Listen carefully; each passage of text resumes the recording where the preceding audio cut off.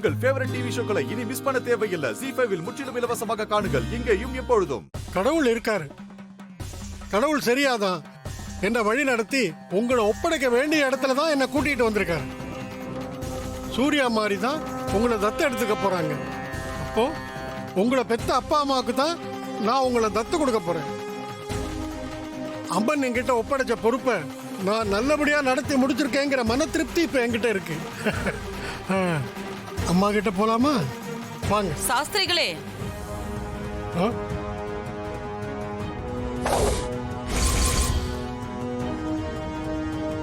இருங்க. அம்மா, குருஜி சொன்ன மாதிரி இந்த குழந்தையோட தலைக்கு மேல கற்பூர ஜோதி எரிஞ்சுதுமா. நான் என் கண்ணால பார்த்தேன். ஆமா, ஏற்காட்டுல காணாம போன மாரியோட குழந்தை இந்த குழந்தை தான். தேவி அம்மாவோட ஆத்மாவும் இந்த குழந்தை தான். உங்க பேத்தி இந்த குழந்தை தான்மா. எல்லா உண்மையும் எனக்கு ஏற்கனவே தெரியும் சாஸ்திரி. தெரியுமா? என்னம்மா சொல்றீங்க?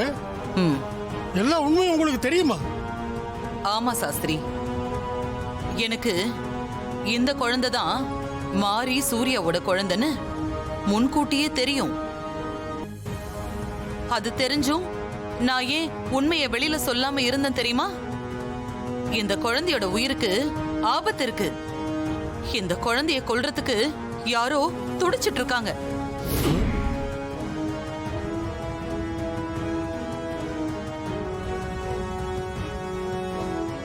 இது மாரியோட குழந்தைன்னு வெளியில தெரியாம இருக்கிற வரைக்கும் தான் குழந்தை உயிரோட இருக்கும்.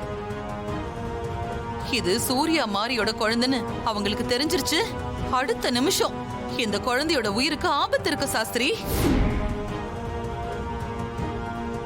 காணாம போன குழந்தைய நினைச்சு சூர்யாவும் மாரியும் பட்ட வேதனையை விட கண் முன்னாடி இருக்கிற குழந்தை உங்க குழந்தை தான், என்னோட பேத்தி தான், இந்த குடும்பத்தோட வாரிசு தான் அப்படின்னு என்னால சொல்ல முடியாம நான் பட்ட வேதனை இருக்கே, அது கொஞ்சம் நஞ்சம் இல்ல சாஸ்திரி.